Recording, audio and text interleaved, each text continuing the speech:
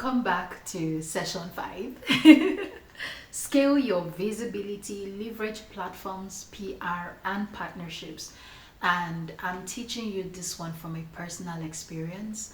Last year, I had given myself a challenge to write every day. I said it before that I'm a writer. And so on day one, I did 6,000 words. I didn't even know I had that many words just bubbling inside me, waiting to come outside. 6,000 words in one sitting.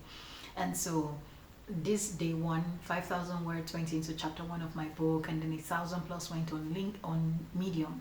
So at the time I had done, it's not social media therapy, it's something therapy and mobile therapy. That was the name. I was trying to create content for people who want to consume my content but were not on social media.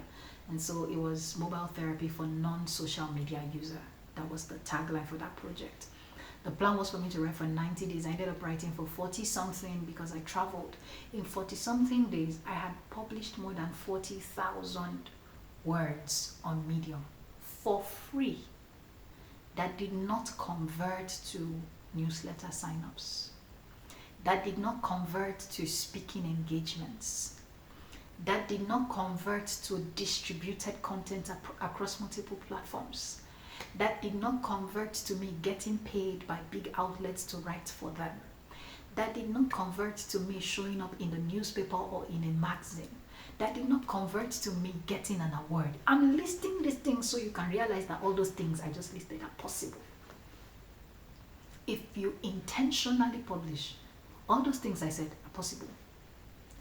So between January last year when this had happened, I was studying up on public relations because, again, remember, I have a media platform that had just divided itself because operations were becoming large.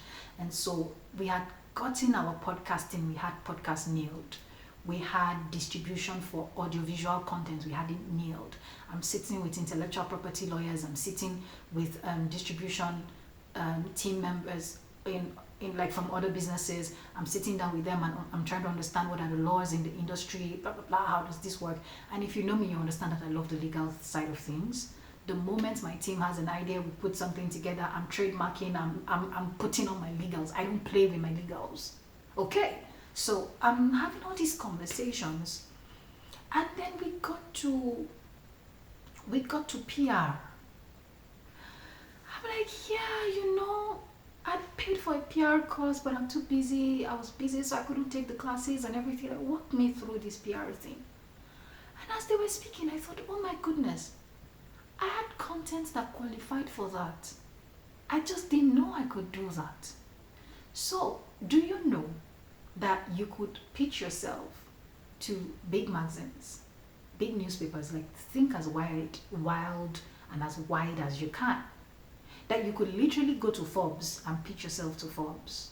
And if Forbes likes the article you sent to them, they will publish it. Do you know how much credibility that will give to you? That you have a master's in sexology, even though that's not a very popular master. You have a master of sexology, and you could literally go to someone who has a PhD or who is a professor of neuroscience and pitch yourself and say, let's write a research. This is the topic I have. And you will piggyback on their industry authority and say you are a co-author of so and so. Okay, you know that scientific magazines and journals call for publications every year, and some of them require that you travel to other countries, which can be quite capital intensive. But do you know the kind of credibility and the networks you would have made in your industry? Not because you did anything special, but your usual everyday habit of writing a day. That you could put 1,000 words together and send it as an abstract. And if it's accepted, you can sit down and do the same 40,000 words you put on Medium for no award. You could put it and it would open global doors for you. Do you know you could send your article to Al Jazeera, and Al Jazeera will pay you for it. See the way I'm holding myself, because I remember sitting and I was thinking, I messed up. I learned this one by experience. They didn't tell me someone else's story. I'd gotten to the point of doing something and they said, oh, did you? I could. I was so busy building my business, I didn't. And it's literally the same energy. Some of you have personal assistants. Your assistant should be scoring these kind of opportunities for you. Do you know you could pitch yourself to a podcast platform? You could pitch yourself on a reality show to be the expert, the doctor on this platform. There are programs that have to do with children. You know, you could go pitch yourself and say, oh, I want to be an expert pediatrician. I'm just using an example on your show, just so that I can ensure that things are medically accurate. And so when they give show credit, your name will be there, doctor or something on set. Do you know what that would do to your portfolio? We think public relation is only until I pay a platform, and you should do that if you can afford it. When you pay a platform and they blow up your business, you want to do that as often as you can, actually. You should. But there are certain things that require credibility that has to be within expert communities. Do you know how much credibility it will give to you that you have a published journal that is specific to your industry? When ChatGPT came on, when ChatGPT was ChatGPT, not now, they are beginning to turn that guy too. Anyway, moving on. When ChatGPT came out newly, I was using it to do brand reviews and research. And then I had specifically asked it to get me a list of, was it sex coaches or something? I was trying to see how the aggregation works. And it only gave me the name of people who had doctor in front of their titles. Now, here's what was interesting. AI would find them because they had doctors in front of their titles, because they were published in some journals. But when I came out of ChatGPT and I typed in their name into the general search engine, do you know they didn't come up? Do you know how terrible that is? So there are two kinds of terrible here.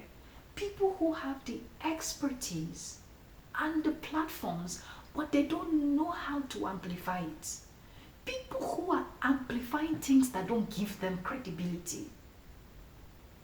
Writing for 40-something days is worth applauding. Giving it out for free, worth applauding. In the world of visibility, in the world of credibility, and in the world of profit, what did he give me? It only showed me that I could write that long. That's all he showed me. And he saved me from having to repeat the same answers to my clients. So when people come for therapy session, I refer them to go read certain articles, which is great. That is a profit.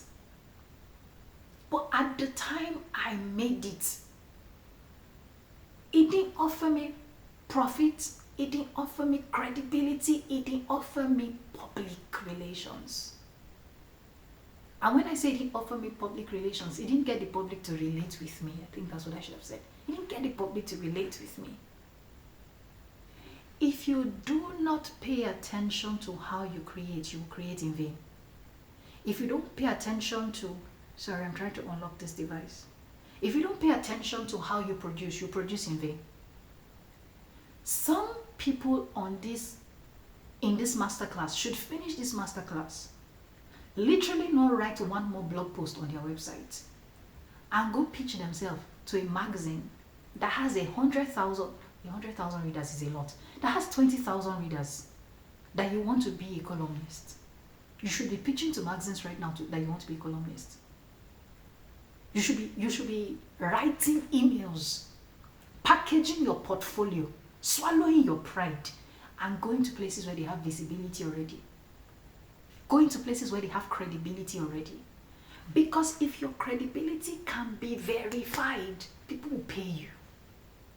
People will pay you. That money you want to pay a PR company to put you on 30 platforms is literally what a single platform with 30,000 readers can do to you. Imagine what would happen if your work was published on Oprah. Imagine what would happen to your visibility if your work was published on Cosmopolitan.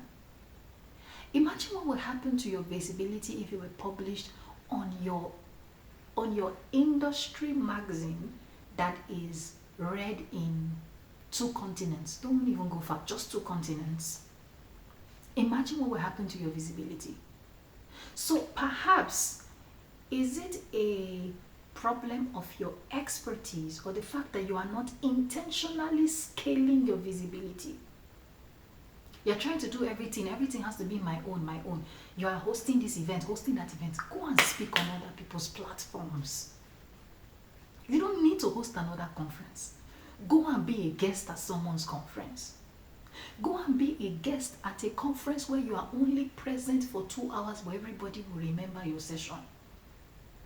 Go and be a panelist. Don't even be the keynote speaker. Just be the panelist.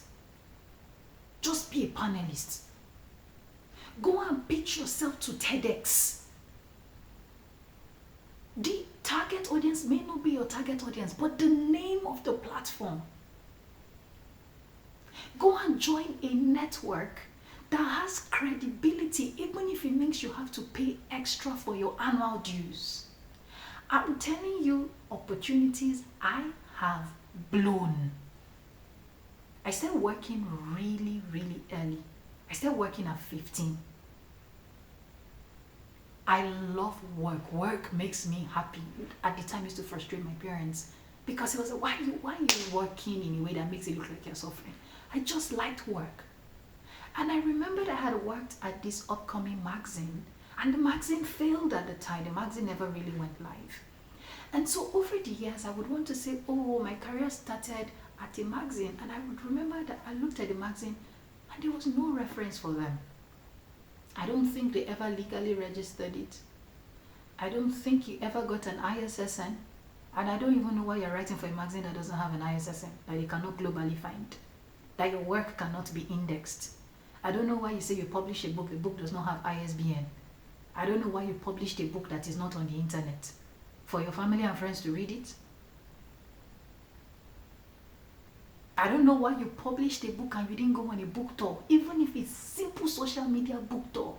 You didn't pitch to 20, 30 people and say, oh, this book helps your target audience. Can I come sit on your platform? These are some of the things we handle at Awedacity Media, which is why this was put together by Awedacity Media and Wellbizco. You didn't pitch this book to people. You didn't say, let me come to your platform and speak about the book. My team ran an experiment with my book last year, Speak Your Change. We released the book and we didn't distribute it deliberately, and we wanted to see what our target audience will convert to. Let me tell you what happened.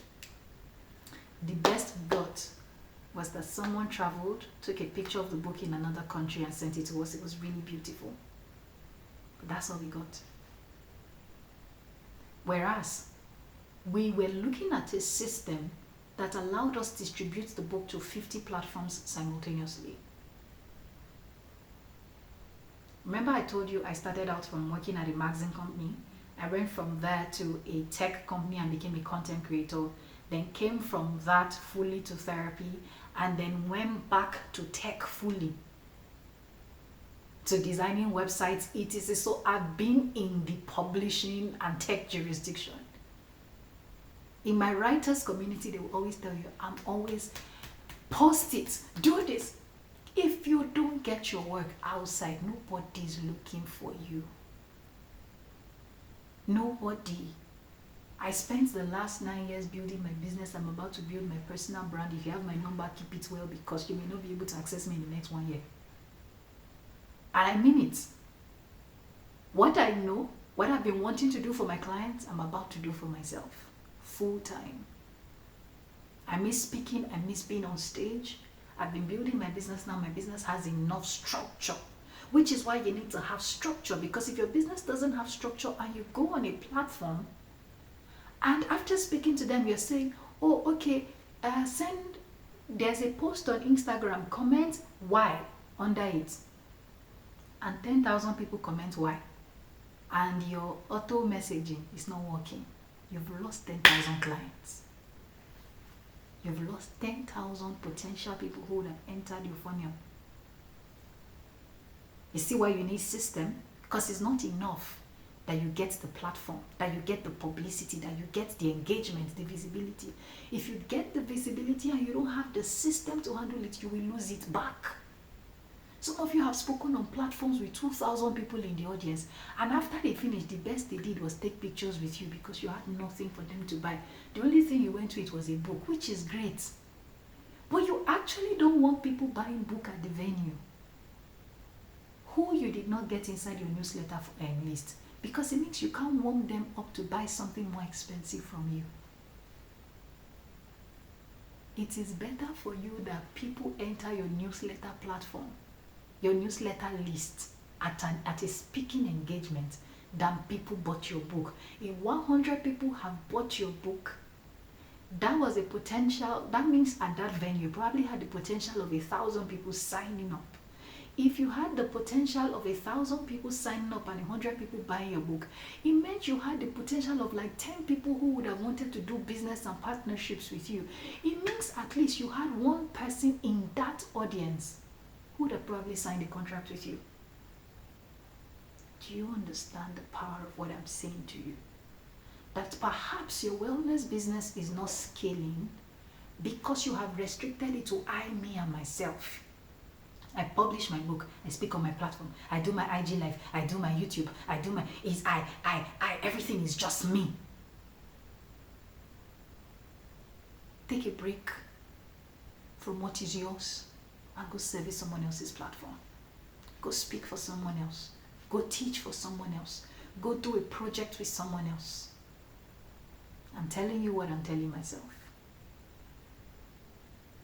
Otherwise, if you go through the kind of catastrophe my business went through this year, you would probably have lost everything.